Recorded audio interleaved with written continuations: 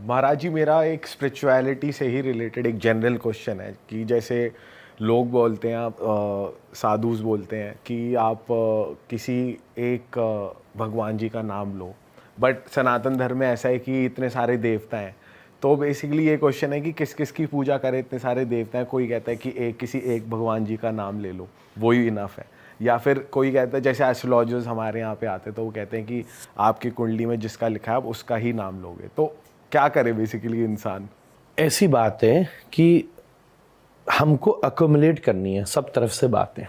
थोड़ी सी प्रॉब्लम यहाँ कहाँ आ जाती है, कन्फ्यूजन क्यों होता है कि हम इन सब शब्दों की जो एकेडमिक्स है, अर्थ है, वो नहीं समझते।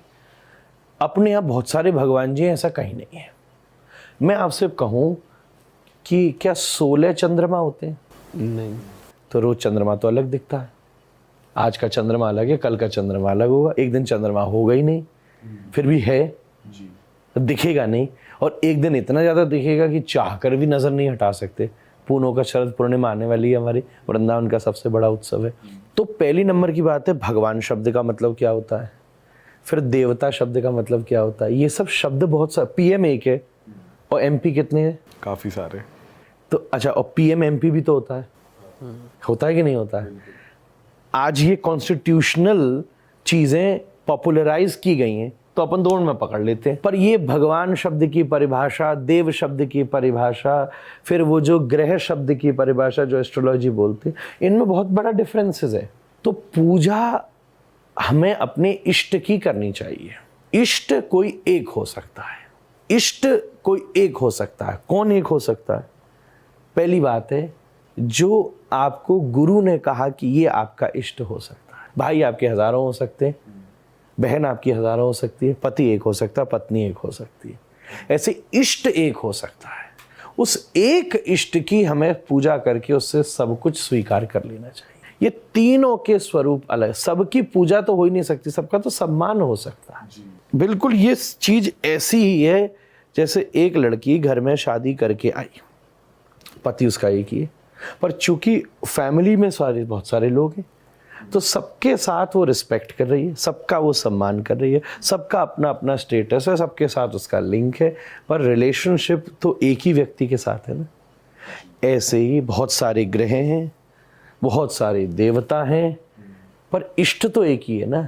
अब मेरे लिए वो इष्ट राधा रमण जी हैं, पर इसका मतलब ये नहीं कि मैं गणपति को प्रणाम नहीं कर रहा हूँ, पर ऐसे ही कर रहा हूँ क्योंकि जैसे पति की कोई बहन होती है, उसको आने वाली गृहिणी सम्मान करती है, या पति अगर अपने ससुराल जाता है तो सास ससुर का सम्मान करता है। रिलेशन तो एक ही व्यक्ति से है ना।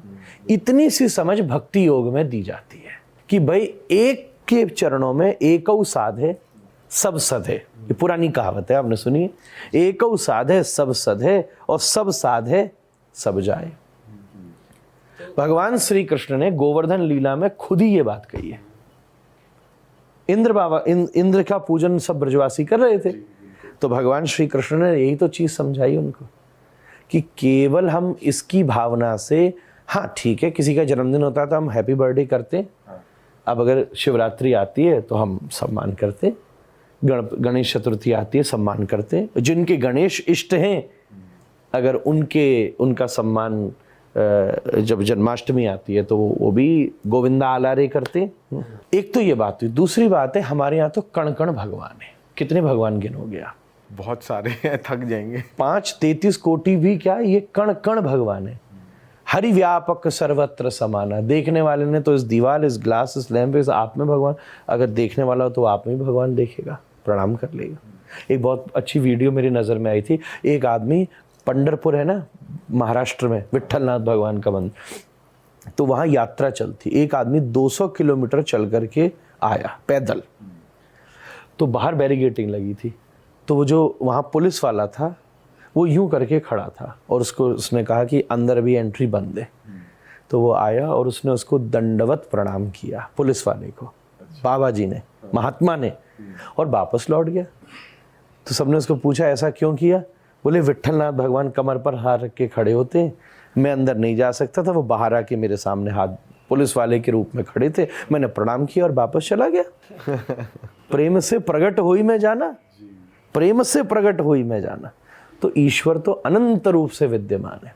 आपको अपने इष्ट का गुरु के द्वारा इष्ट का चुनाव करके उसके चरणों में पूर्ण रूप से समर्पित होना चाहिए। जिसके पास गुरु ना हो वही पूछ रहा था वो मैं। क्या करे?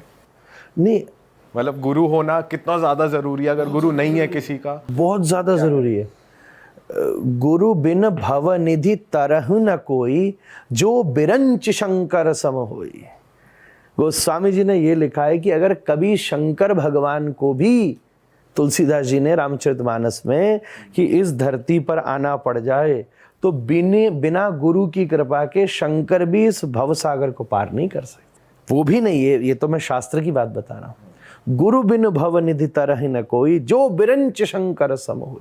शंकर के समान कोई विरंची महापुरुष हो जाए, योगी हो जाए, गुरु की जरूरत तो उसको भी होती है। एक चीज बताओ, बिना पंडित जी के शादी कर लेते हो?